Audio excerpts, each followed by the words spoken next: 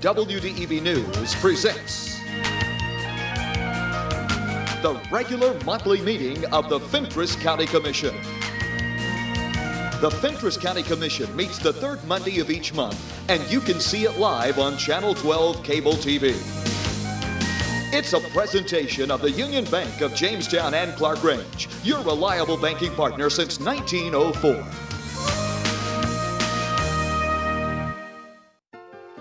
For more than a century, Union Bank has been serving the people of Fentress County.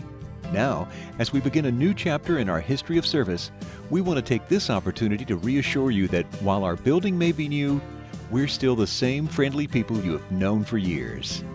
Union Bank, the same people, the same goals, and the same commitment to you. Union Bank, your locally owned hometown bank for more than a century, growing to meet your needs. Equal Housing Lender Member FDIC.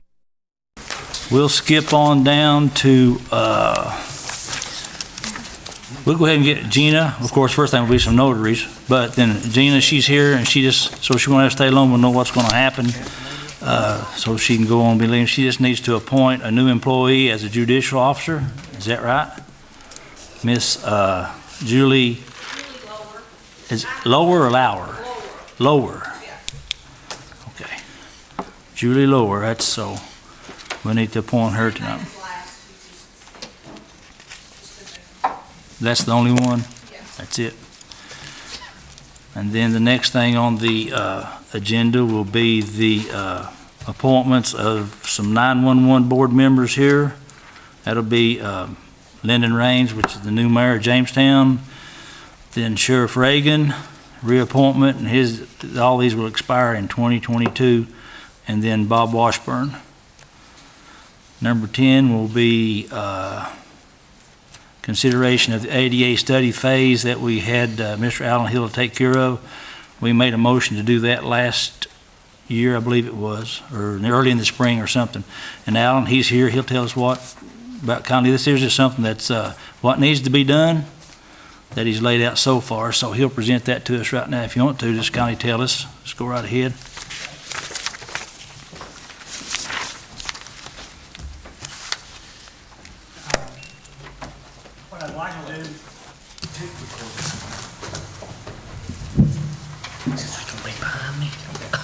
Thank you. You got me? No? Okay. Just one of them. Perfect. Just one. Just one? Yeah, just this one. Thank you. Thank you. Okay. What I'd like to do is go through briefly and talk about just hit some high points at the different county facilities and talk about what the physical needs are. I won't really get into the legal aspect of compliance, but I just wanted to bring you all up to speed in general on what the issues are at each of the facilities. And then I would like for the County Commission to determine how y'all would like for us to proceed. So perhaps appoint a small working group or a subset of the building committee to determine further how we go ahead and fix these issues. So I'll try to be brief. If somebody has questions, stop me, but I know we're pressed for time, so I'm going to try to talk really fast and cover this really quickly.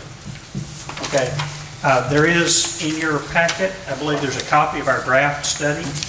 There have been some changes since that draft study was done, such as the move of finance across the street to here, but I'm just going to follow that same format that we had in that study. Starting off with ambulance service and EMS. In general, the building is compliant, except we have an issue with the handicap parking. In this area, the parking is too steep. So that would need to be corrected as far as making this more level to be compliant with the ADA standard. There are some parking area in the back that is already more level, but that would be at the back of the building. So public access would have to sort of be flipped and come in the back of the building.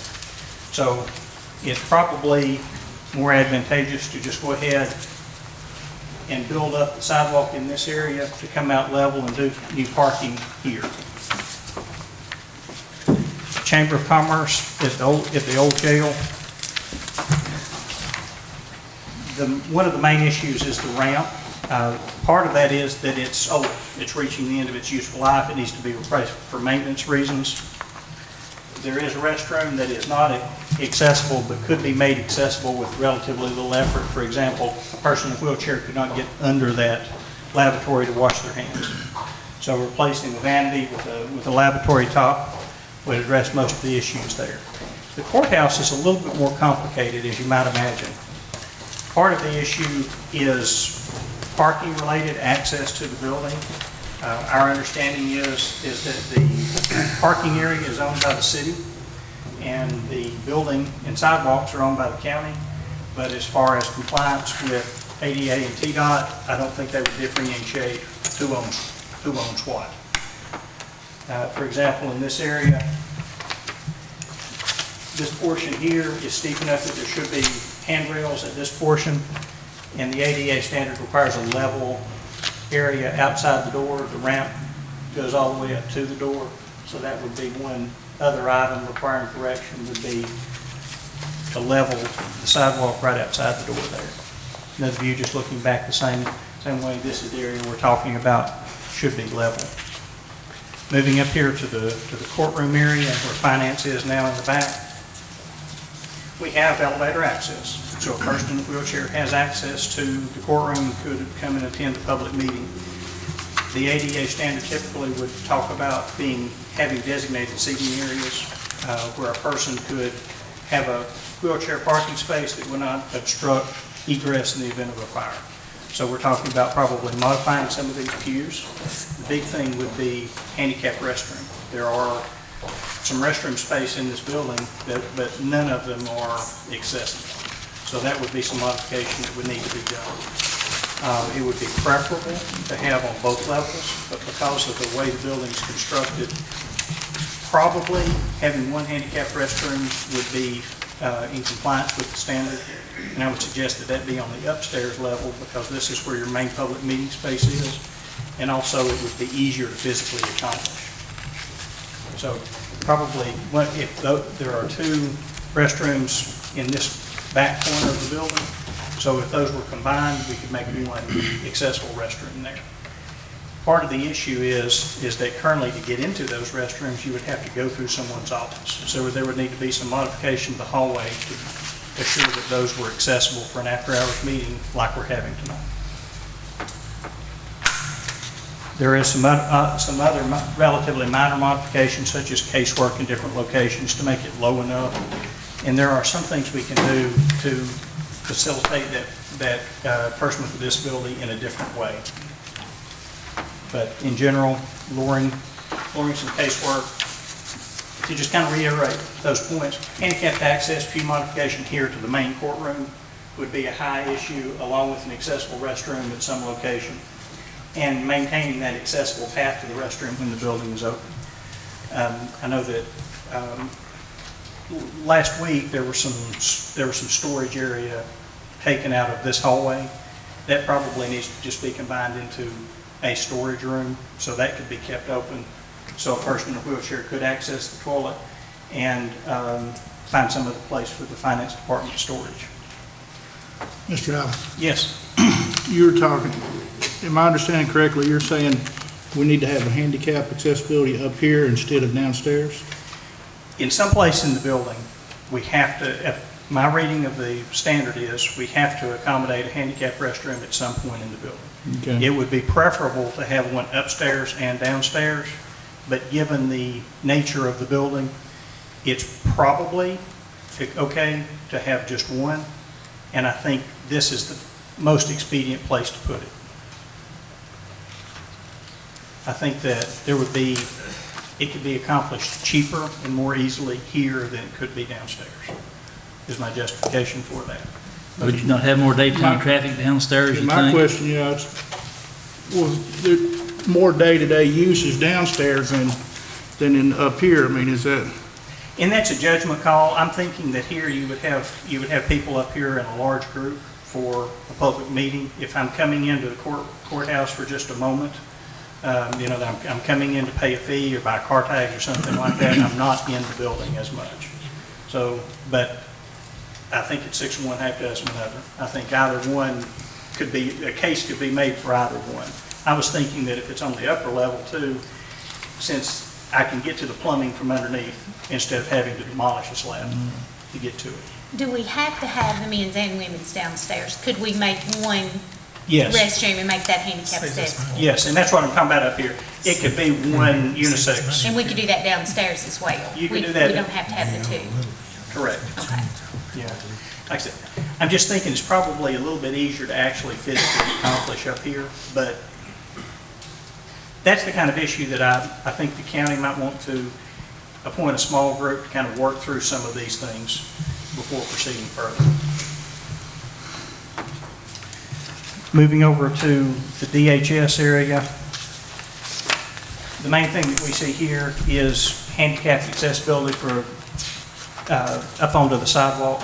There are some spaces that are marked for handicap parking, but it doesn't exactly comply with the standard. So probably talking about coming in and doing some handicapped access ramps and marking off some pavement here, relatively minor amount of work here.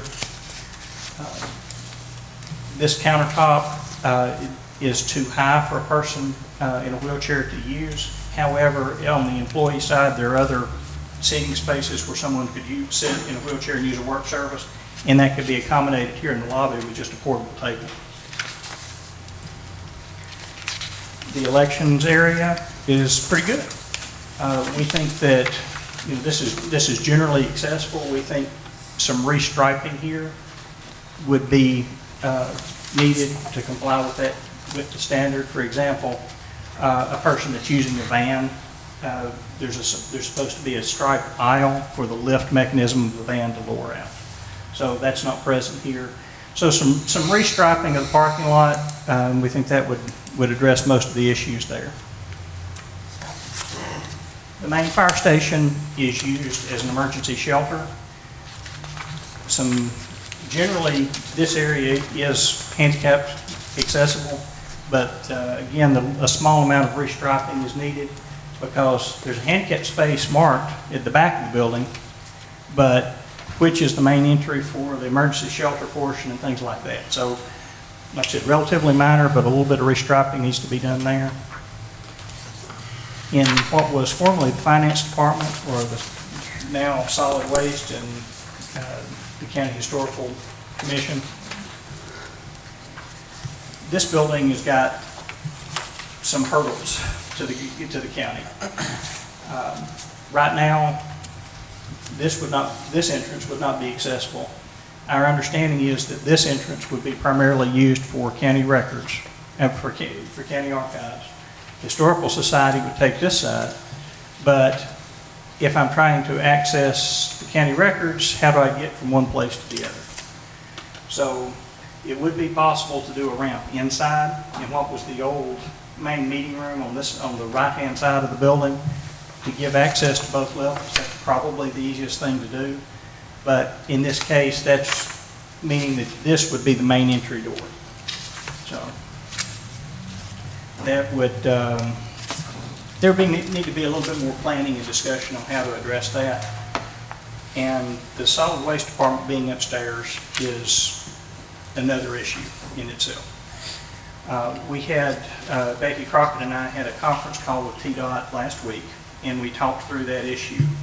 And basically what they're looking for is for there to be some provision made in the short term where a member of the public that had business to conduct with the solid waste department could do so, and a written plan for an employee that would be handicapped. How would a solid waste employee who either becomes handicapped, or how can you prove that you're not discriminating in hiring by not hiring someone in a wheelchair to work in the department on the second floor? So that would be one thing. And then in a reasonable time, and their reasonable time is around 3 years, to move that department someplace where they are accessible or provide access to the second floor by means of a wheelchair lift or an elevator. So that would be one other, like I said, sort of completely separate issue on how that would be addressed. So it would be, of course, be feasible to do so. It would be a large investment to do so. So the county may want to look at some other means of that.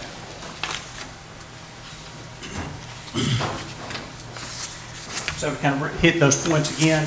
There's two levels in that building. How do we provide access to both of them?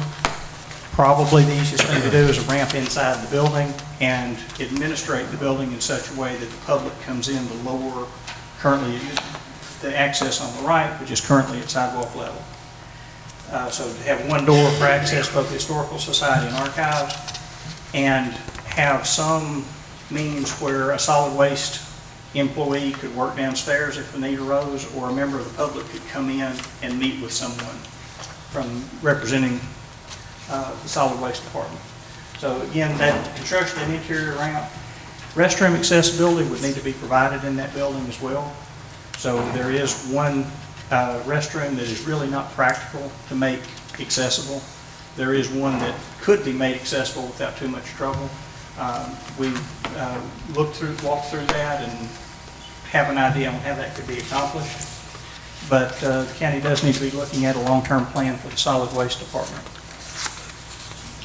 Health department, in the same area as DHS. The parking has a similar issue as compared to the ambulance service in that this is very steep for a person in a wheelchair.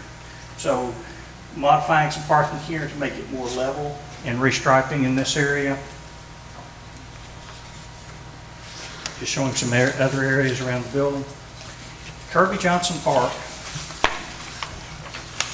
You all are, I'm sure everyone's familiar. There's an area that's on an upper elevation and then some lower fields. Both areas need to be provided with handicap accessible toilets, concession stands, things like that. So I don't know what the county's long-term plans are for development of a new park, but this probably warrants some further discussion, because from an architectural standpoint, probably the easiest thing to do is to do two new separate buildings that can provide handicapped accessible toilets and an accessible concession stand. You know, that could be possibly accomplished with, you know, a block building, a portable building, different ways to do it, but that's what needs to happen here if this continues in use.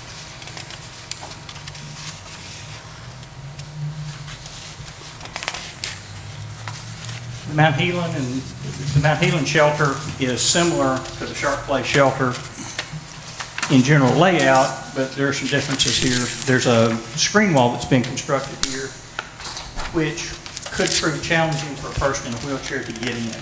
There's no handicapped accessible parking here. There's no place for a person in a wheelchair to be able to get out of a vehicle and get in. And there's a step right here where this concrete slab is lower.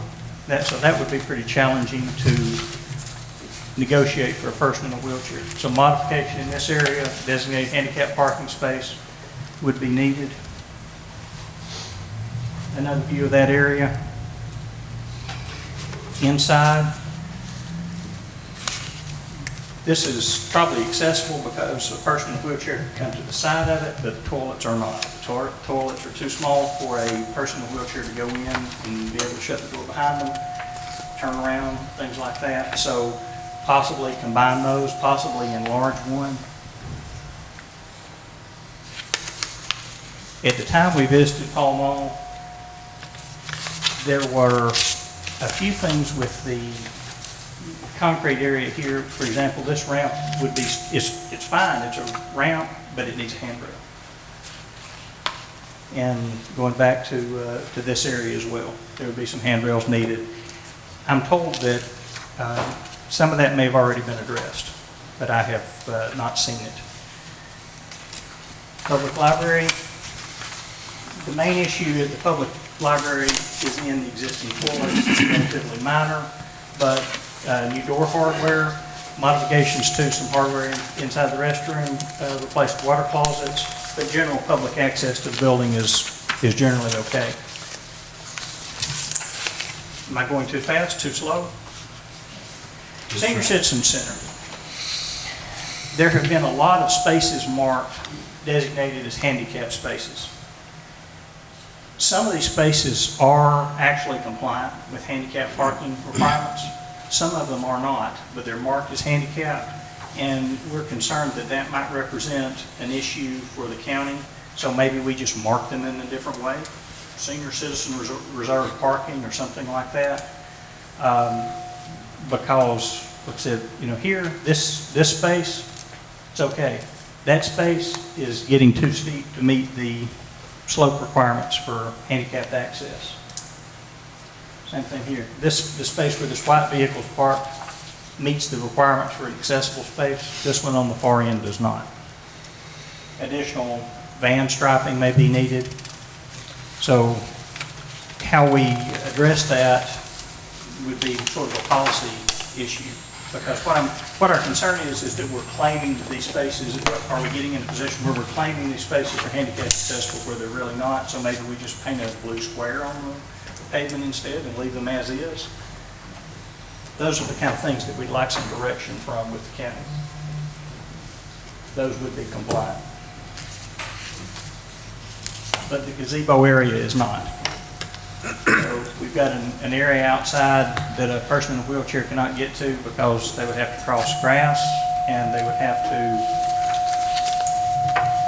to go up the steps to the gazebo. Sharp Place shelter is similar in plan, the Mount Healing shelter, but is somewhat more challenging. There's sort of a circle drive that goes around. This is one side. This is the left side is viewed from the highway. That's the right side. And when you get down to the bottom, there's not a place for a person in a wheelchair to park. And if you were able to park and get across the gravel parking lot, you couldn't get up the step into the shelter. The restroom area is not handicapped accessible at all, either from size or there's another step up. Going down the park at South Interest, one of the main issues here, I'm not trying to cover everything that's in the report, I'm just trying to hit the high points here. But one of the main points are no handicapped accessible play area. There's play equipment here, but typically they're looking for some handicapped play equipment that a child in a wheelchair or a child with some mobility issues could still utilize, and a way to get there. So maybe adding some additional sidewalks to get to that designated play area. UCHRA, there are some accessibility issues. Partly there's a storage building and some vehicles that tend to block access on the ramp that's there, and around the back there's steps down to get in this area, and then the ramp's blocked on this end. There are a few things inside the building. For example, this door has a power-assisted opener, but it has a lever-type lock set. So the door latches, and the handicapped operator won't operate because of the latching on the mechanism on the door. So that would be corrected by changing to a different type of door hardware. The UT Extension building has some significant challenges. The ramp is too steep. There's no handrail. Once I get up to the top of the ramp, there's still a further step to get into the building, and the door's too narrow for a wheelchair to get through. There is a back ramp that presents similar challenges. This is gravel, so it would be very difficult for a person in a wheelchair to get themselves here and up the ramp, and once they got to the top of the ramp to get in that door. So, and this building has similar issues with restroom space inside, so there are quite a few challenges in this building.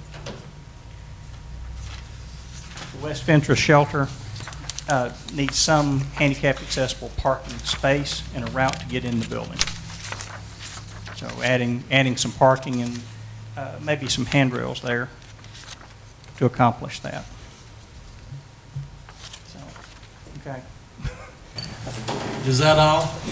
That's all. Now, would someone like to go back and like for me to address anything in more detail? I'm trying to watch the time. So I'm going to jump in here and say, why is it that we are required to do this? Because I know some of you all were not here, and I'm going to go back and give you a 2-minute tutorial on why it is that we're doing this to begin with, why Allen Hill is here in general tonight. Basically, in a nutshell, and don't quote me on this, but this is my opinion and my legal opinion of how we got where we are today. In 1991, the feds came in and said, ADA compliance is important, we're going to put down these standards. Well, they did, but they didn't give them any teeth. The only teeth was if you were someone who needed to use these and could prove that you, one, needed to use them, and two, that a locally government-owned or even a privately owned facility didn't have those accessible for you, you could sue, and as part of your lawsuit, that would have to be fixed, but you would also get damages. And it would be specific to, if you needed an elevator, they had to put in an elevator. If you needed a handicapped bathroom, they had to put in a handicapped bathroom. Well, that led to the federal courts being clogged up with nothing but these ADA compliant lawsuits, and it was very difficult to go back in 2 or 5 years and say, hey, where's my bathroom I needed? Because there was no teeth. There was no federal teeth other than a lawsuit, and that was maybe a short-term fix.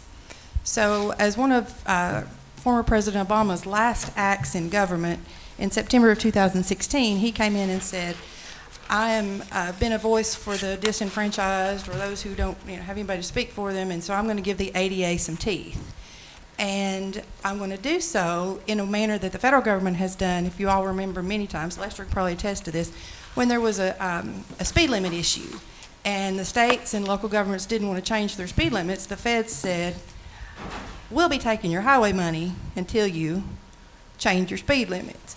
When there was an issue of the legal drinking age, they said, we'll be taking your highway money, have a nice day, until you fix these problems that we're telling you to do these things.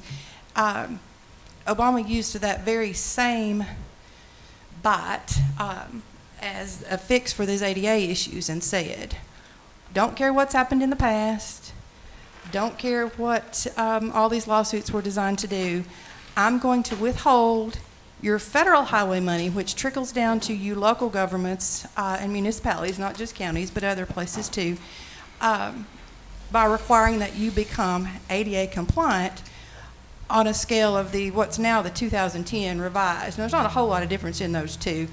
I think Mr. Hill can attest to this, and probably you all too, that very little of Fentress County buildings have been even 1991 compliant. Is that a fair statement? That's correct, and there are very few differences between 91 and the. So we got a letter September 28, 2016 that said, appoint your ADA coordinator and start work on this plan. And you all did that. Everything is up to date with Fentress County, and I will pat everybody on the back for the first time since I've been here that we have been completely compliant in advance. We are maybe 1 year, 2 months ahead of our next reporting, and the only problem with that is that if we don't have everything done by, I think, the December of 2019, and when I say everything done, I'm not saying that everything on this list has to be absolutely completed. It is substantial compliance with the worst of the problems. There are some things that probably won't matter in a year from now on these lists, but we may not have somebody in that building. But what I am saying is, you ain't got much choice if you want your $250,000 each year that TDOT gives us as a flat payment to the highway department, and any money that goes into the state aid projects that they assist us in doing some bridge work and other things that they give us lump sums of money to do specific portions of highway work. I hate it. I don't think that we were necessarily financially prepared for this bite, but it's a bite from the feds, and I don't see any legal way around that if you want your money. Now, how you go about doing those things, as Mr. Hill alluded to, is the only discretion. The only choice you got is in how you go about doing them, but the end result has to be the same. Mr. Allen, does this have to be fully completed by December 2019, or just a good faith effort that we're starting on it? I think a good faith effort that it's mostly completed, is my understanding. You say mostly? Mostly. But let me jump in there and say this terrible microphone that I have. My short face here. There are certain things, like we said, that may in a year not mean anything. We may not have, y'all may have found a different place for solid waste. Don't worry about that. You may, extension may be, I don't know. I'm just throwing some just wild ideas out there. That those things, if those are not the courthouse always going to be the courthouse. You know what I'm saying? But if there's some ancillary offices that you think may change, if you just show that you have a proposal for what might actually happen to them, or they're looking at a different facility for later on down the road, whatever that may be, you just need to show some proof. Pretend you're from Missouri, the show me state, and show the feds what it is that you're doing. But the buildings that are always going to be here, the courthouse, the senior center, some of those, your high liability areas, you better do them first and get them done. And then just have some idea of what you may do with the other ones that you can show them. Is that a fair statement? I think that's a fair statement. Like we were talking about with solid waste, just for example. We want to be able to see a plan for a employee in a wheelchair. How do you accommodate that employee? We want a written policy for that. If we take emergency December shelter off those fire 2019, departments, do we still have to make them ADA compliant? December 2019. If it's, If it's just the fire department only? I don't think so. I think that if it's something that you're providing that's open to the public, then it has to be compliant. But if we take the title, emergency shelter, off of those, then we probably wouldn't have to spend that money to make those ADA compliant. I think that would be true. I tend to agree with that because a fire department is not technically a publicly accessible building where you expect the public to come and spend a tremendous amount of time. Now, you don't want to have a raffle there or a community event there. You want it to be for your firemen and their equipment. See what I'm saying? You have to be sure you limit your use even if you take that name off.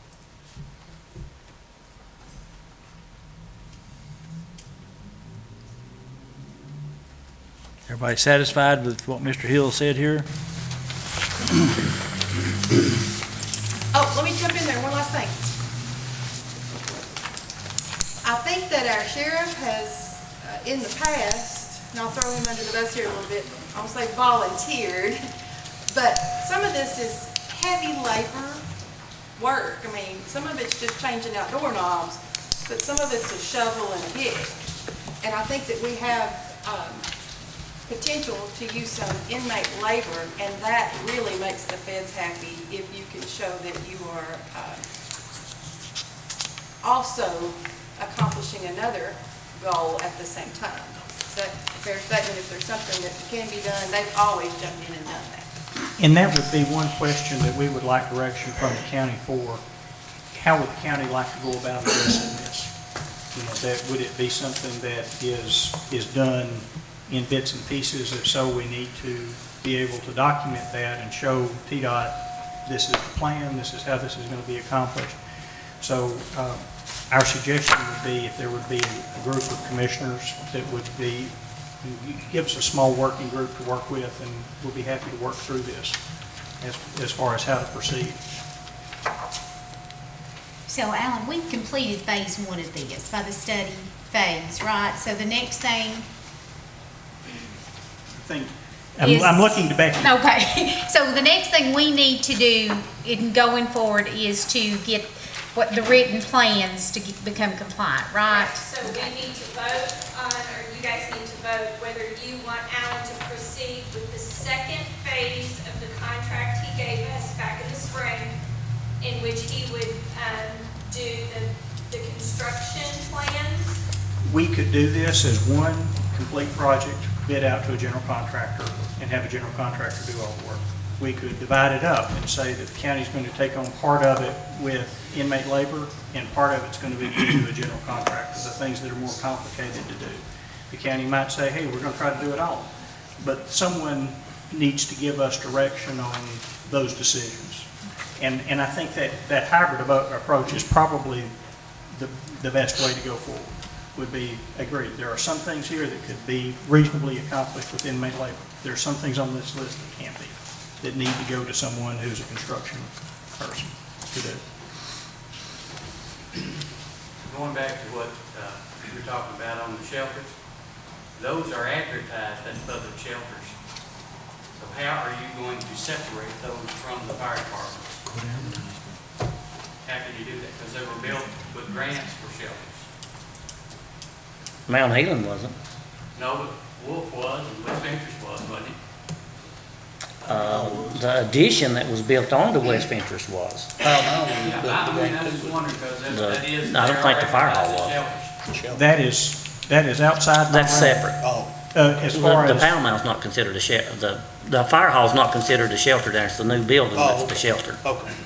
Gotcha. The good thing. but I think somebody would need to get that sorted out. If you've got a grant to provide a public emergency shelter, to then close it, you might be liable for having to pay the grant back.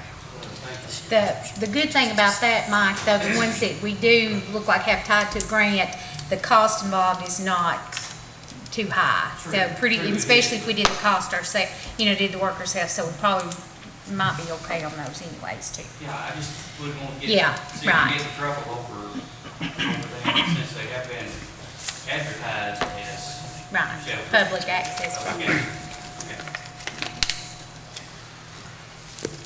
Is that all the questions you need for Mr. Allen? And does that there include number 11 too, the consideration of phase 2? What will be included in that, Mr. Allen? Or we can talk about it in a regular meeting here. Okay? We would work with whoever we're directed to work with from the county, whether that's the building committee or a subcommittee of the building committee or yourself and the commission, however, at whatever pleasure of the commission, to define a project and define how this would be accomplished, who would actually physically do the work. And then, if so directed, draw up construction documents, bid documents, and receive bids for part of that work.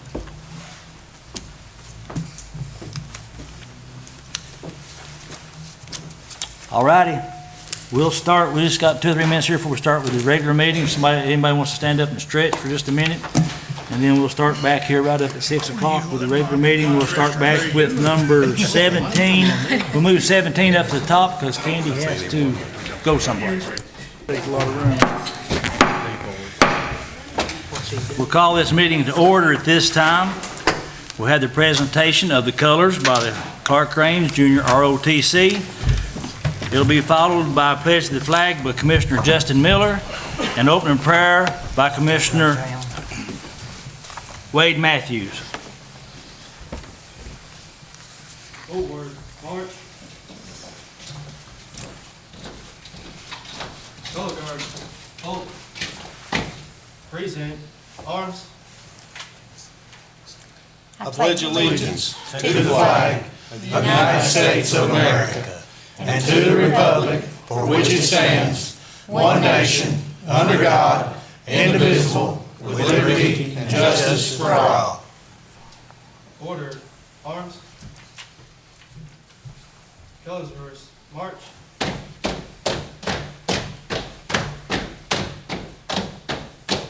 Forward, march. Color guard, hold. Order, colors. Order, arms.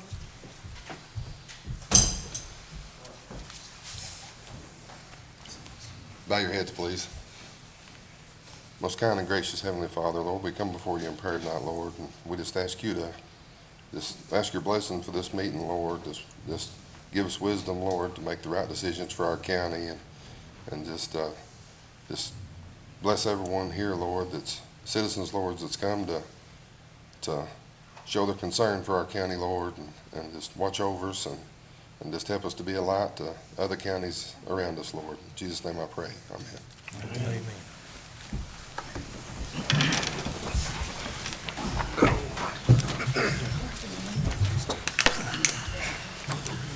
I'd like to welcome everyone here tonight to the meeting, and at this time, our county court clerk, Ms. Marilyn Stevens, will call the roll. Mickey McDonald. Here. Justin Miller. Here. Rod Williams. Here. Tim Davidson. Here. Benny Hughes. Here. Robert Cooper. Here. Lester Gooding. Here. Leon Stepp. Here. Here. Larry Cooper. Here. Wade Matthews. Here. All present. Our next item will be the approval of our notaries. We have Barbara Powell, Derek Sales, Brenda Lee, Vicki Reagan, Tanya Carter. Hear a motion from the floor? I'd like to make a motion to approve. Commissioner Justin Miller made the motion to approve. Do I hear a second? Second. Second was made by Commissioner Rod Williams. Call the roll.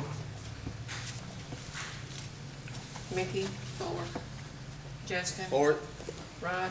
For it. Kim. 4. Benny. 4. Robert. 4. Lester. 4.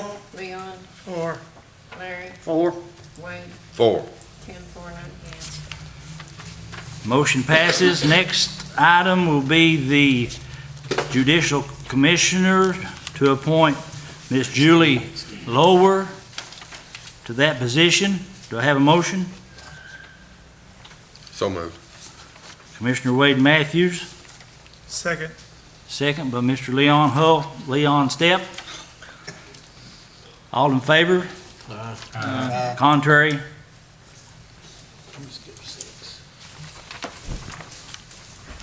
We'll back up. Number 6, the approval of the minutes from the September 18th County Commission meeting. Has everybody had a chance to read those and look over them? Make a motion to approve. Motion been made by Commissioner Gooding to approve. Second? Second. Second by Commissioner Rod Williams. All in favor, please say aye. Aye. Contrary, no. Motion passes. Item number 9, consideration of appointment of the following E911 board members. Y'all want to do this individually and do it as a whole? You have Mayor Lyndon Baines. His appointment will expire in 2022. You have Sheriff Michael Reagan, his reappointment, and that will expire in 2022. Bob Washburn appointment, and that will expire in 2022. Do I hear a motion? I make a motion to approve all nominees. Commissioner Lester Gooden, I'll second. second by Commissioner Benny Hughes. All in favor, please say aye. Aye. Contrary, no. Item number 10, consideration of acceptance of ADA study phase document as presented by Alan Hill of Upland Design in the work session. And what they've done here is what ADA compliance says we need to be done to several buildings and properties. We learned from him from the work session. Do y'all want him to come back up and present this again, or can we go ahead? I make a motion to go ahead and approve. Motion been made by Commissioner Gooding to go ahead and approve what Mr. Hill had presented in the work session. Do I hear a second? Second. Mr. Robert Cooper, second the motion. All in favor, please say aye. Aye. All opposed, no. Number 11 is the consideration of approval of Phase 2 with Upland Design, which will provide the specifications for ADA study phase findings. And this here will present how that needs to be done and construction and who do we want to go with? Do we want to go with a contractor or with some help from inmate labor, or how we want to do that? And do I hear a motion to go with Phase 2? I'll make that motion. Motion made by Robert Cooper. Do I hear a second? So moved. Second by Kim Davidson. Is there any discussion? Is there any money associated with item number 11? Is there a cost? Is that the $16,000? The initial cost was we had two phases. The first was 16,000, then this additional phase was 16,000. The good thing about this, once we get this together, then the county has the option to do a lot of work ourselves, utilizing inmates and everything. So once we get those design standards in place, then we're hoping to offset a lot of the costs by doing a lot of the work ourselves. So that's why we were thinking that. Any further discussion? Roll call vote, please, Ms. Merlin. Mickey. 4. Justin. 4. Rod. 4. Kim. 4. Benny. 4. Robert. 4. Lester. 4. Leon. 4. Larry. 4. Wade. 4. 10 for, 9 against. Motion passes.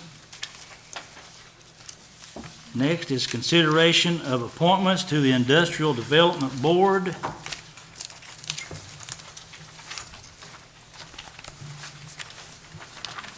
Those are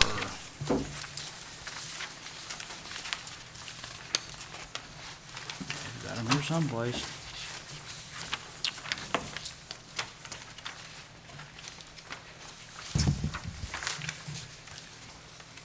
Will be Delilah Clark will fill the term of Leanne Smith. Mark Justice fills a vacant seat. Troy Gammon fills a seat for Mike Ledbetter. The new terms would end, and Mark Justice is on here also. October 18th, 2022. Delilah Clark would end October 18th, 2020. That's And the Troy- appointed date, isn't it? October 18th will be the appointed date, wouldn't it? That's the appointed date, and the term will end this. Is that in July? Please do. Good evening, everyone. I'm Scott Salmon from the Industrial Development Board. The board wanted to wish you guys congratulations on election or re-election. We have 5 people for you to consider tonight for appointment or reappointment. Bryant Johnson and Edgar Parker are due to have their terms, 6-year terms renewed, and both of those terms would expire in July of 2024.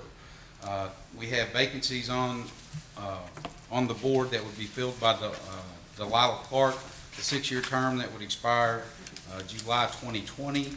Mark Justice, a 6-year term expiring July 2022, and Troy Gammon's coming on board, his term expiring July 2024.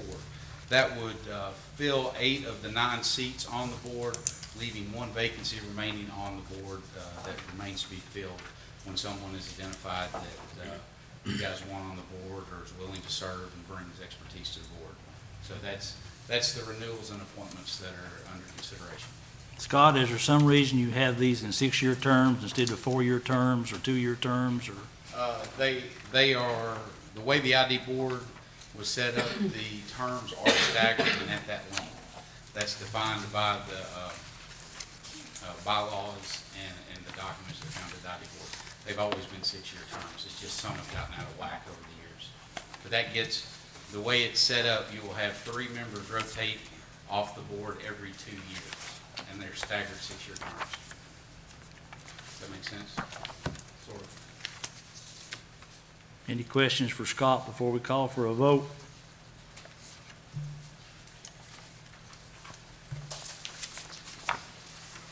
Do I hear a motion from the floor on the industrial board members? I make a motion to approve.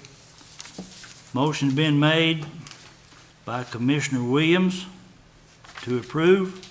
Do I hear a second? I'll second that. Second's been made by Commissioner Leon Stepp. Call the roll, please, Ms. Merlin. Benny. 4. Robert. 4. Lester. 4. Leon. 4. Larry. Against. Wade. Against. Kim. Against. Rod, 4. Mickey. 4. Justin. 4. 7, 4, 3 against. Motion passes 7-4, 3 against. Our next item of business will be consideration of budget request from the Industrial Development Board. Scott, you're up again, looks like. I think we had 4 items before you guys tonight. Item 13. We have item 13 that we're on, or item 15? You're on item 13, Okay. consideration of the budget request from the Industrial Development Board. On mine, it says 13 is reimbursement for expenses for the office. Is that not what you have on your agenda? I don't mind. I can do it, either one doesn't matter. We have to do them all three Right. anyway, so it doesn't matter. All right, on this draft of the agenda, I've got 13, reimbursement of expenses in the amount of $2,455.09. Those are expenses that the ID board incurred when you guys provided us the office space here in the courthouse. That was for painting, retiling the floor, new blinds. We put new ceiling tiles up in the office, in the foyer outside. We painted the foyer. That's just a request. That's what was spent to make the office inhabitable, that the county commission is now looking at, using, I think, for the finance office. That may be Tyler's office, I don't know. But you want me to go over all of them, or you want to vote on them? Do them separately. Do them separately? Okay. Yes, do them separate. I just have one question on that, Scott. On the desk, in discussion with Amanda, we thought that was just being given if we needed it. And so they didn't actually use it in that office, but they repurposed it in another office. So wasn't sure about that one. I just included all the expenses that were related to the office. If you don't want to pay that, that's fine. We just didn't have any use for it because we don't have that space. So however it can be utilized, and whether y'all want to reimburse us or not, that's up to y'all. I'll make a motion to reimburse $2455.09, that full amount. I'll second. Motion made by Commissioner Hughes to pay the full amount of $2455.09, seconded by Commissioner Gooding. Roll call vote, please. Rod, 4. Kim, 4. Mickey. 4. Justin. 4. Benny. 4. Robert. Against. Lester. 4. Leon. 4. Larry. 4. Wade. 4. 9, 4, 1 against. Motion passes 9-4-1 against. Okay, number 14. 14, I have consideration of the cost of maintenance and expenses for the IOI or the Tinch building. While the ID, we have the building up for sale, I believe it'll be auctioned next Saturday. The county commission transferred the building to us about a year and a half ago, I believe, and it was surplus property, and we had a company looking at Fentress County that was interested in locating temporarily in the building. The county commission transferred the building to the ID board. That deal did not work out. The ID board retained the building. There was consideration of use for the building for a potential TCAT center and a Rome State Center. That again didn't work out. We have the building and really have no use for it, so that's why we're selling it.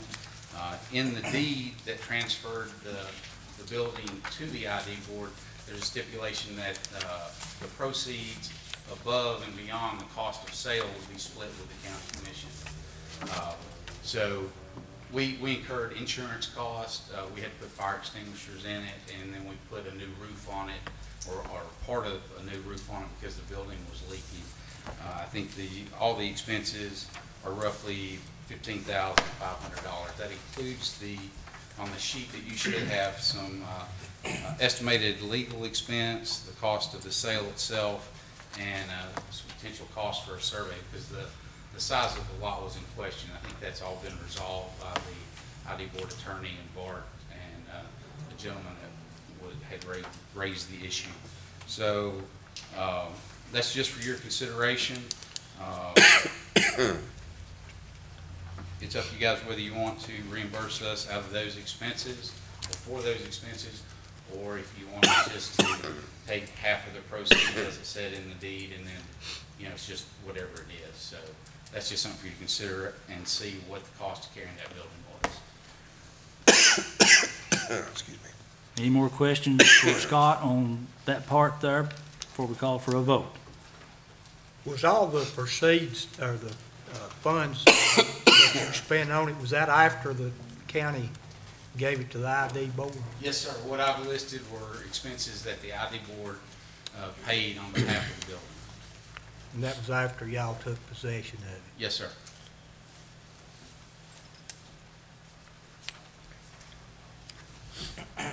Anyone else? Do I hear a motion?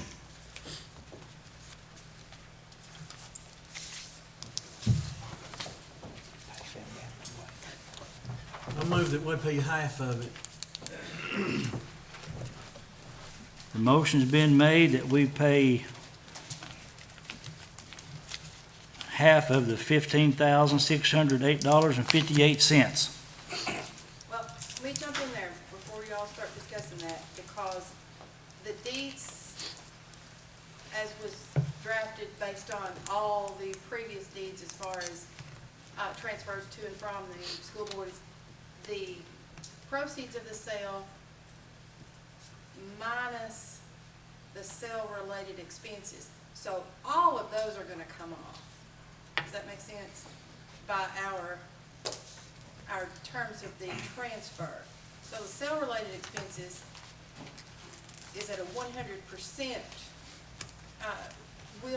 No one will really be paying those.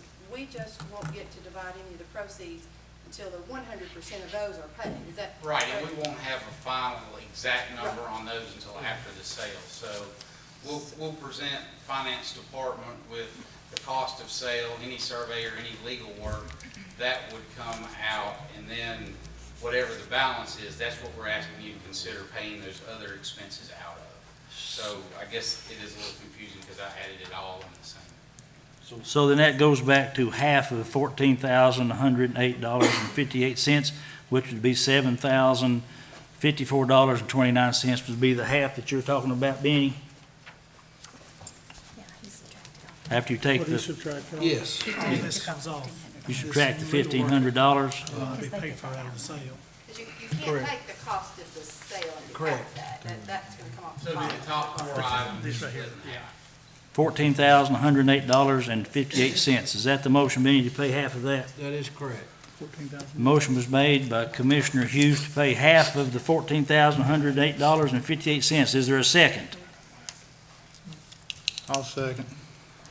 The second was made by Commissioner Rod Williams. This will be a roll call vote. Benny, For? Robert, Against. Lester, Against. Leon, Against. Larry, For. Wade, 4. Mickey.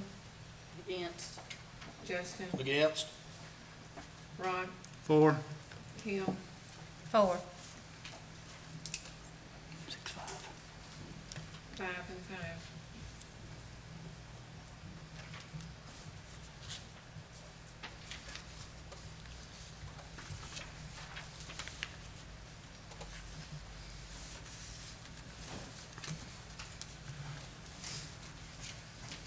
Five and 5 is a tie vote. I'll break the tie vote by voting for.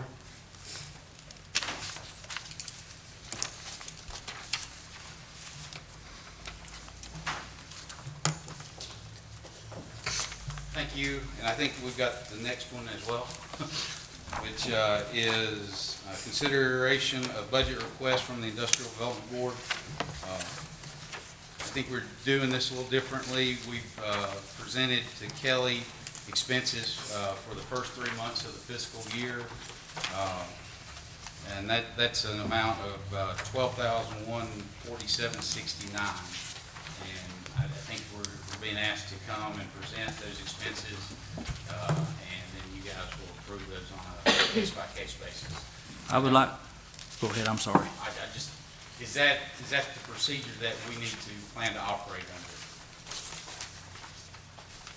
I mean, is that, because Kelly sent me a copy of the minutes from the budget meeting, and it wasn't real clear exactly how we would do this, whether we proposed potential spending and you approve that, or we bring receipts from what has been spent. We're just trying to figure out the new process, that's all. On my thoughts, when we did that, it was to place money in a line item that if you all came up and say we needed X amount of money to build a pad or something for industry or clearing the land or something other, that was the purpose of putting that money there. So it'd be in a line item that, say I need 10% of it, if it was $100,000 and I needed 10% of that, you would be issued $10,000 to do that work, and the rest would stand at one line item. As far as furnishing the ID board with just money to operate on, I don't believe that was the intent that it was put in the account when we did that. Somebody can clarify me if I'm not correct on that. I'm under the same impression as Jimmy, that we wanted to allot that money, you know, for hopefully potential growth or whatever with the ID board. While y'all have an actual income and you have a pretty substantial balance, I think our intention was to let y'all, if you choose to spend your money on reoccurring expenses, some of those would just let y'all. That was the way I took it, but the same. Okay, so you're not gonna fund operations, you're just gonna let the ID board self-fund it out of the reserves that they have to do projects? You do have income coming though, right, rental? We have revenue from one building that's leased to Fitzgerald, that's correct. Okay, and that should cover the monthly operating cost of the ID board, to cover these electric bills in the contract, right? It will just about cover it. We received a request from them to consider reducing their rent for a period of time while they're trying to reorganize. We've done that. We've reduced their rent from $7,500 a month to $2,500 a month to try to help them reestablish work here.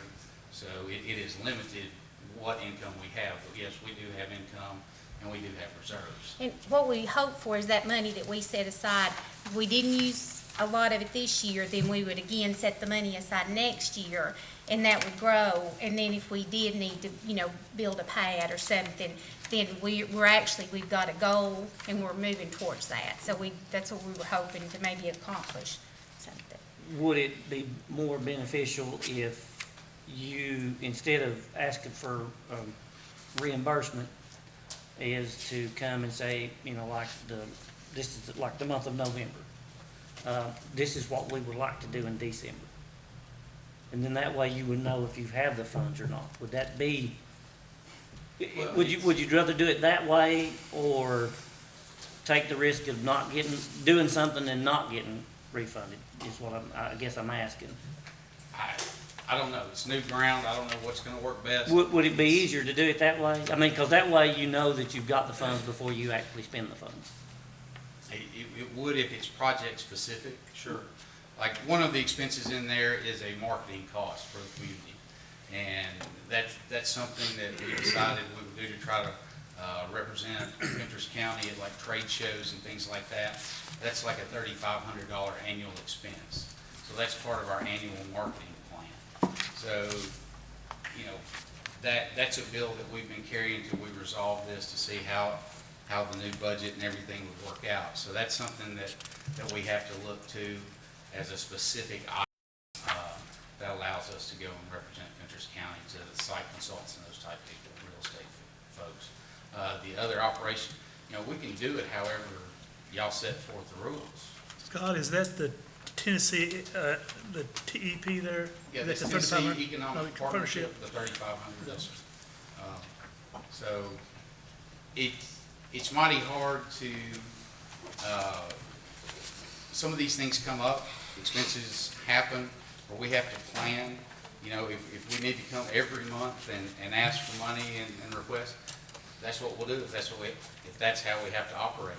But it's mighty hard to operate effectively when you're planning 30 days in advance, as opposed to 60, 90, or annually, or, you know, a 3 or 4 year plan. So, Well, I don't think the request needs to be for just 30 days, you know, within the next 60 days, this is what we're doing. You know, this cost is gonna come up. You know, if we know what you're gonna do, you know, 60 days out, then maybe we could plan accordingly that way, instead of just saying that you need to come every 30 days. You know, if you've got a plan that we're gonna spend this in November, and we're gonna spend this in December, then we'll come back in January and say, we're gonna do this in February and March. You know what I'm saying? Not restrict you to 30 days, is what I guess I'm trying to say. again, we can do it however it needs to work with the commission. I mean, I think it needs to be quarterly. whatever. We can do that. We can, plan on coming back, let's see, come back in November, and. Plan in November, and that way you can have 3 months from there. And then we would plan on what we're gonna do in December, January, and February. Present those proposed expenses or trips or marketing ideas, and y'all can thumbs up, thumbs down, or right direction, wrong direction, however y'all wanna do it. Now, we have, that I can see, we have, is it Twin Lakes Telephone, probably? The $46.99 and VEC? Correct. Okay, I have, where we've paid those, is that correct? On the VEC? We Probably. paid, everything on here except the marketing expense. The 2982, what is that, Scott? Say that again? The 2982, 2982. it says VEC? Yeah, all of those are the electric bills. That's for the sign out at the industrial park, to light it and the lighting. This here is the IOI building. Okay. Yeah, the itemized ones should have a heading, IDB request. It just says IDB request for county funds is all these say. It don't say where it's at or which one it is. So this is the sign at the industrial park in Clark Range. Correct. At 29, okay. Correct, and the other is, Fentress Courier, where we did public advertising for our meetings.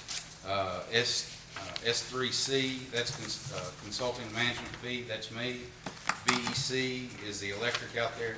Twin Lakes is for, our telephone line, and that's it.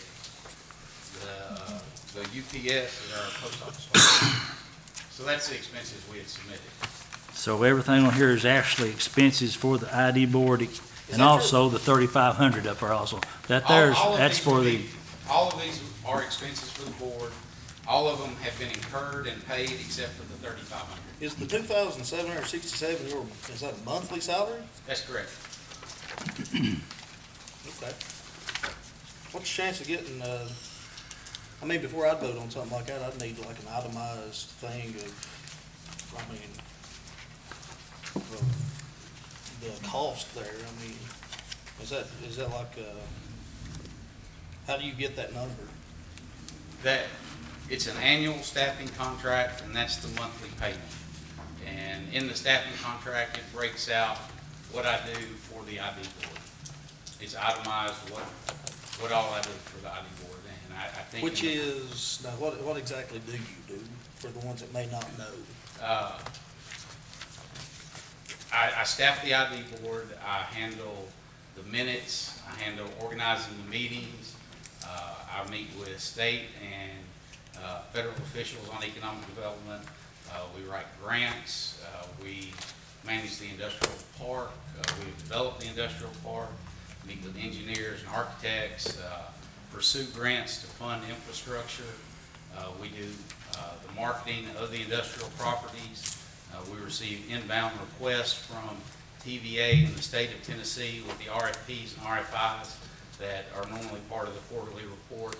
We respond to those. We review which projects will work in Fentress County and submit proposals and request information to site consultants. work with the county commission, organize the meetings. We do a lot of different things. We're handling the sale of the IOI building. So we do a lot of different things for the county. And like I said, all those duties are detailed in the staffing contract. And that contract, I believe all of y'all have a copy of or have gotten in the past. If not, we can get it. Okay? Have you got any prospects for any industry coming into the South Fentress Industrial Park? The architect and Mike were talking earlier about the boom in the construction business. Our economy in the United States is really growing. I've been involved with economic development in Fentress County for about 20 years. It's the busiest I've ever seen. There were times that we might not receive one request for information a month. We're receiving 2 to 4 a week. And we get descriptions of what the project needs, how big is the site, or what kind of building, how much utility needs are required for the project to locate here. Each one of these proposals is different, so every response has to be customized and detailed, and it's a selling proposition of why does Clark Range and the industrial park out there make sense to be a location for a company. Why should they be here versus anywhere else in the country or anywhere else in the world? We've got a proposal that went in last week, a company that's looking for 50 acres. We have that available property. We have the utilities. We were able to respond for that. I've got a proposal that has to go in tomorrow. It's a company that's looking for 20 acres. They want to start with a 125,000 square foot building and expand to 400,000. So those are the kind of requests we get. Primarily, they come from the state of Tennessee and the Department of Economic and Community Development. Sometimes they come from TVA or Economic Development Partners there. Depends on where the lead comes as who do we respond to. But typically, TVA is working side by side with the state. So if it matches and if it'll work, we send those requests in to the state. The state puts together a package from the state of Tennessee. We're included in that. And that's sent to the site selectors or the company officials for consideration. If we meet the criteria and they think it's a good location, the next step would be a site visit where they come to Fentress County, tour the site, come meet elected officials, come meet utility officials, and it's sort of an inverted funnel. They start with a big wide net and it funnels down. Typically it gets down to 8 or 10 communities that get initial site visits.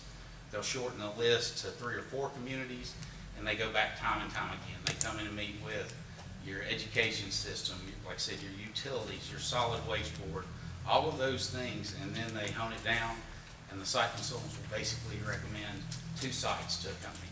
Here's number 1 in our opinion, here's number 2. And once it gets to that point, if it became a deal, that's when you have something. Yes, we're getting a lot of inquiries. I have another question. When we respond to those requests, that is a statewide response system. Are we doing anything off that path? Because we compete with counties that are much closer to the interstate. They have a lot more, they have a bigger workforce to rely on. What are we doing different? Because I don't like that option that we just go on a computer and we look at this. I mean, are we going door to door and trying, I'm more of a grassroots kind of person. That's the need and the reason that we joined TEP, the Tennessee Economic Partnership. That again is a statewide organization, but they take marketing trips to like key markets like New York and Atlanta, Chicago. And when they're there, they typically will do an event that invites business leaders in. It's a hospitality type thing. It might be a ball game or a hockey game. They invite those people in. And they have one-on-one meetings and sales calls where the people that go on those trips, the members of the TEP, are sitting down face-to-face with those decision makers. They are also doing inbound trips to Tennessee by region and state and community where they're hosting those site selectors into their communities.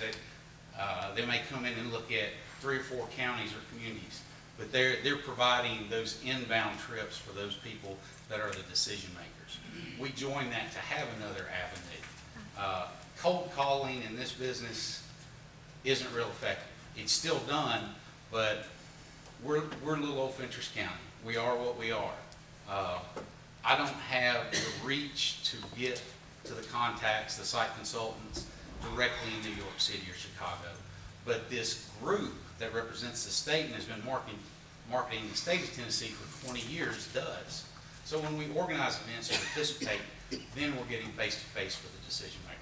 But And what that's the about, goal. just like going to Putnam County or Cumberland County and going to those industries that are there, and maybe finding out who their feeder, like who, you know, what small companies do you deal with? And that's where I think maybe we missed the mark, you know, is going outside of the box and trying a different approach. Because like I said, I think we have to compete in a market where we're a little bit behind. So that's where, like, We're not just competing against Putnam County and Cumberland County. We're competing against the rest of the country and the world.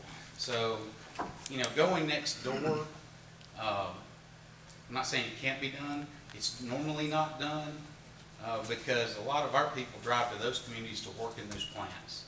And when the economic development professional starts calling on those people, a lot of times you're not talking to the decision makers. You're talking to a plant manager. And a plant manager is not a decision maker. These are C-suite boardroom people that are deciding where that next facility is going. So to go call on the folks at a plant by just pulling up or making an appointment to see the plant manager, I'm not sure if that's the most effective use of our time. But we're getting way down in the weeds. And one of the things that the board wants to do is sit down with you guys in a work session and talk about all these things and have a dialogue and figure out what is the best way for us to market Fentress County. Who are the people that we need to go after? Who's our workforce suited to bring in and employ?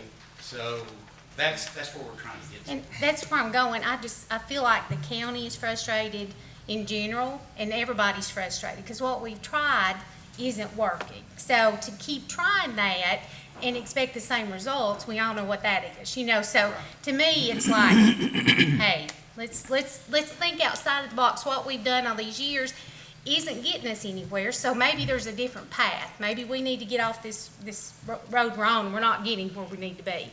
So that's where I'm thinking. I know that's down in the weeds, but that's just I where I'm understand what thinking. you're saying, Kim, and I agree. One of the things that's different today is there was the President Obama economy, and there's the President Trump economy. They're two different things. The number of projects that came through in the last 8 years is not indicative of normal levels of visits or requests or that economic activity.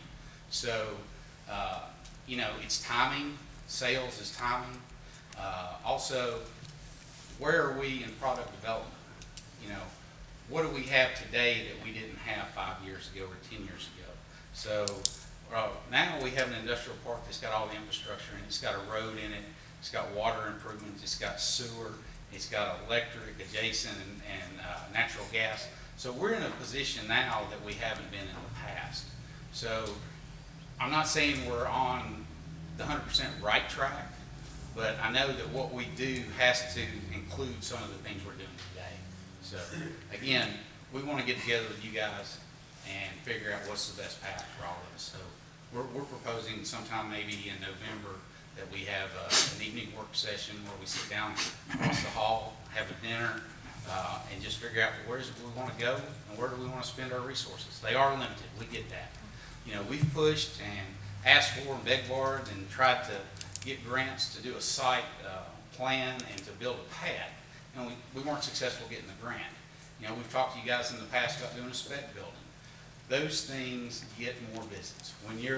That's the next step above just having greenfield sites, which is what we have, is having that next level. And, you know, it's got to be a cooperative effort between the ID board and the county and the city.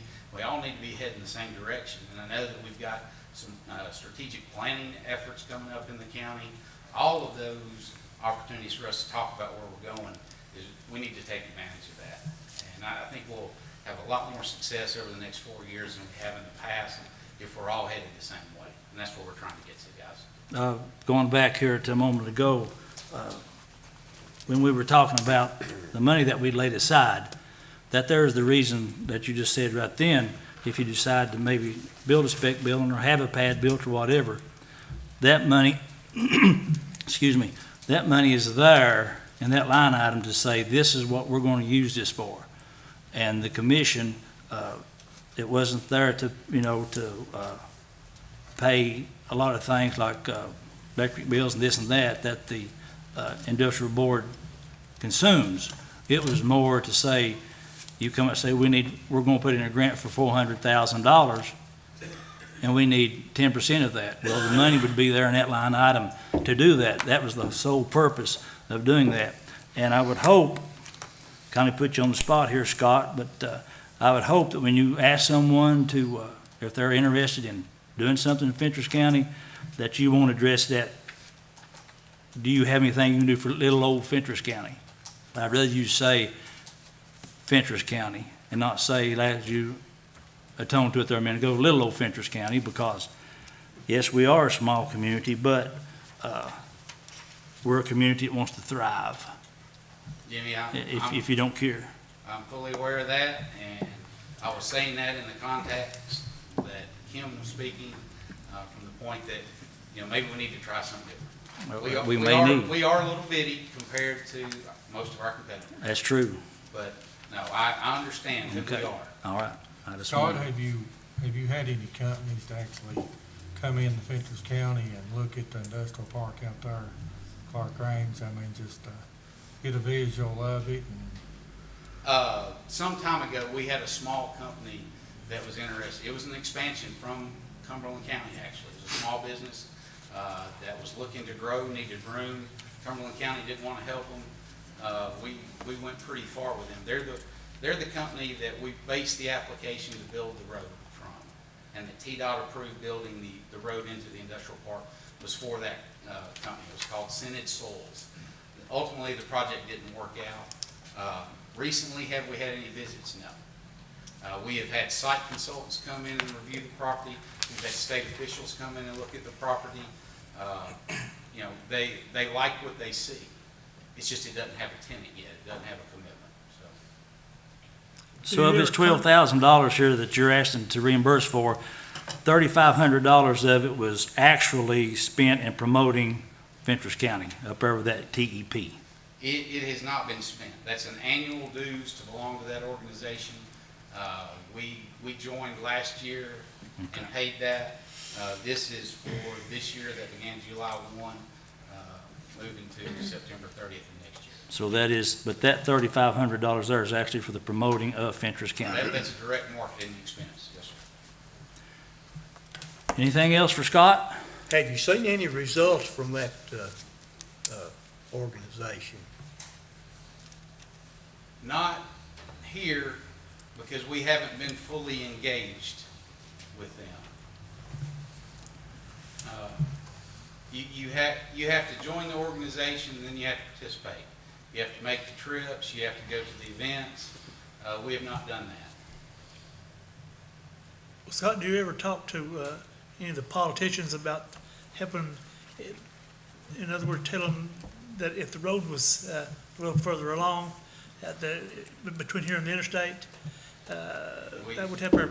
We've said that a lot, and we even sent a resolution to the TDOT commissioner, asking him to consider what's in Clark Range with the industrial park when they're looking at scheduling and when they're going to build the road and all those things. And we got a response from TDOT that basically said, we talked to ECD, there haven't been any site visits, so we don't see that economic development should be a factor in what kind of road gets built between Clark Range and the interstate. So, yes, we talk about that all the time. What companies want is to be connected to the interstate by 4-lane highway. And typically they want to be within 15 miles of the interstate. So we're the proverbial catch-22. We could get a factor if we had a 4-lane highway. If we had a 4-lane highway, we could get the... Yeah, exactly. We can get TDOT support. It's, chicken or the egg. Which comes first?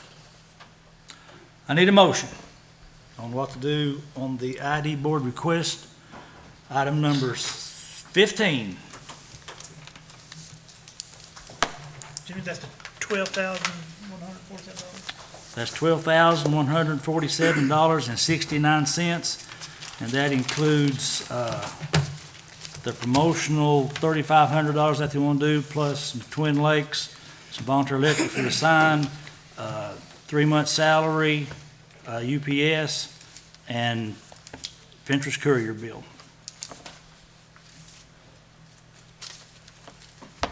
Do we have a motion from the floor?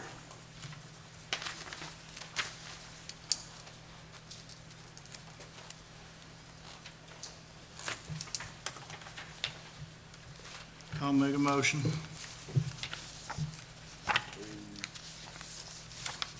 What's your motion? I'll make a motion to approve. Motion by Commissioner Rod Williams to approve the $12,147.69. Is there a second? I'll second. Second's been made by Commissioner Mickey McDonald. Monetary item, roll call vote. Mickey? For. Justin? Against? Rod? For. Kim? Against. Benny? Against. Robert? Against. Lester? Against. Leon? Against. Larry? Against. Wade? Against. 8. 2, 4, 8 against. Motion fails, 2 for, 8 against. Thank you, Scott. All right, thank you, guys. The next item is consideration of approval of the request from the City of Jamestown to make a monetary donation to the city's Christmas Trails and Trees Festival in December. And this is something that we have did, I know last year, I'm not sure about 2 years in a row, but I know we did last year.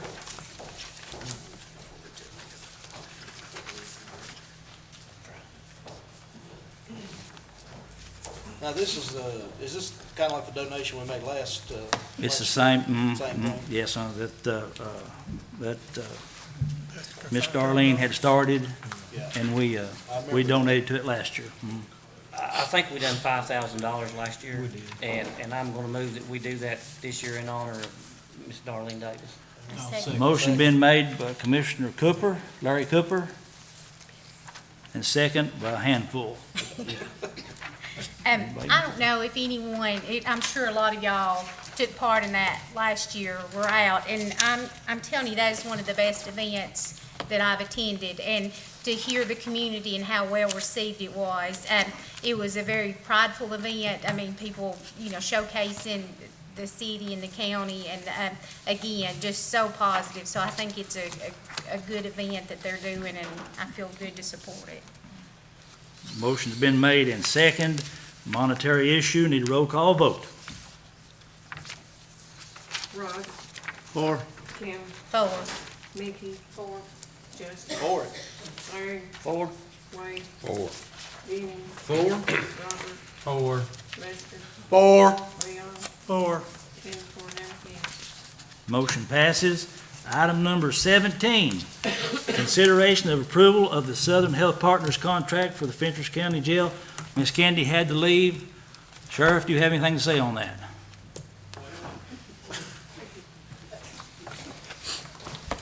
I know they went up on it a little bit this time, about $4,000 a year, but, I believe that, we need them. We've gotta have somebody. Loretta Lowe, she's our nurse up there, she does a good job. I believe she saves us quite a bit of money whenever she come in to opposing what was there before. We've gotta have a health care somewhere, so I think they do a good job myself. Percentage-wise, it's actually not too much of an increase, is it? Well, no, it's not, and I think it's been like 19,000 for the last 3 years for the, well, is that right? Or What they've done, the $4,000 is, for the cost of, based on how many inmates we have. Right.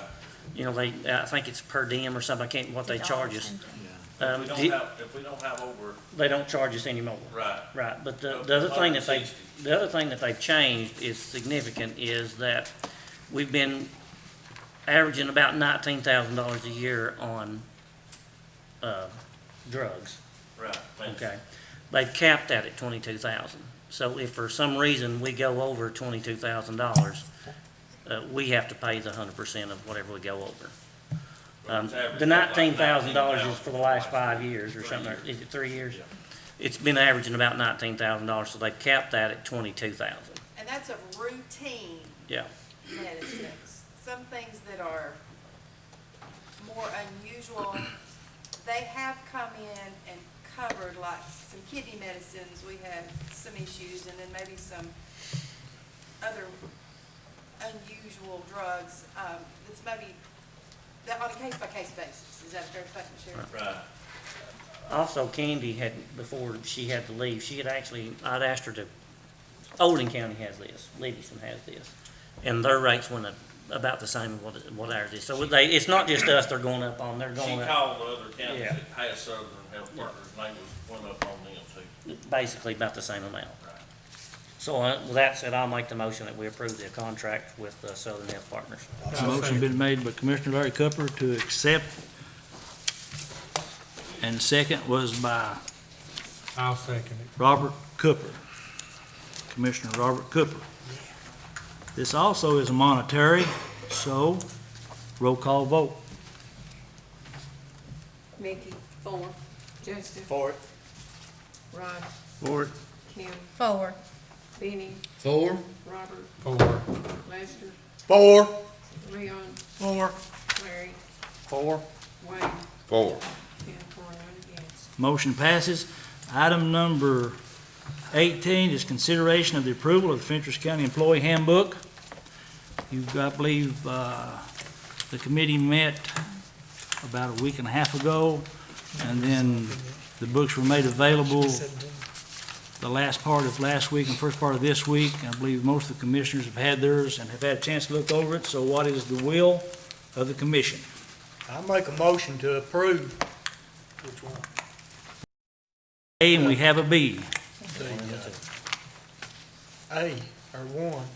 The motion's been made I'll second that motion. by Commissioner Lester Gooding to accept A part and pass the handbook. Before we vote. Just 1 second. Let's get a second first. I'll The second was made by Mr. Robert Cooper. Any discussion? Yes. Can we explain to everybody exactly what option 1 is for the ones that may not know exactly? Becky, would you care to come up here and explain option 1 versus option 2? So when the committee met, I think on October 4th, there were 2 options that they wanted to present. One was an 8-hour workday, an 8 to 4 with a 30-minute paid lunch. Employees on a salary would be paid for 40 hours.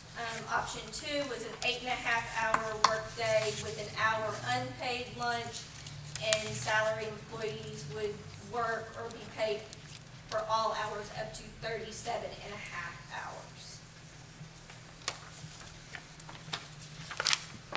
One is an unpaid lunch and one is a paid lunch. But at the end of the day, we're still getting 37.5 hours of work. That's the basically, either option, it's the same amount of work. Compared to currently is 35. Because we have been doing an hour lunch. Elected officials And- still can do whatever they would like to do. This is the 2 recommendations put forth by the committee, which was Wade Matthews, Benny Hughes, Kim, Lester, and Mickey. And Mickey, she couldn't be here, she was out, and Justin stood in for her that night. I think the only thing is that if we pay for 40 hours, I think the taxpayers of the county deserve 40 hours of work. That's all I gotta say.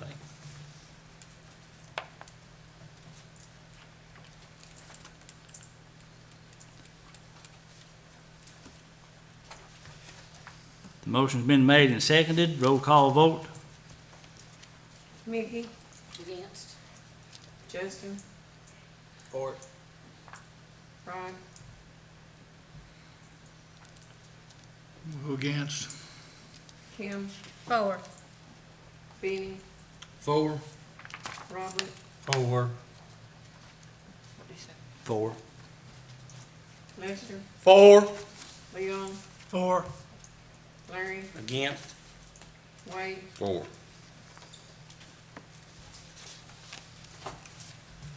7 for, 3 against. Motion passes. Item number 19 is some budget amendments. It's the Senior Center, Board of Ed, and Fentress County Health Department Senior Center. Miss Alice Kirby, would you like to explain maybe what that is?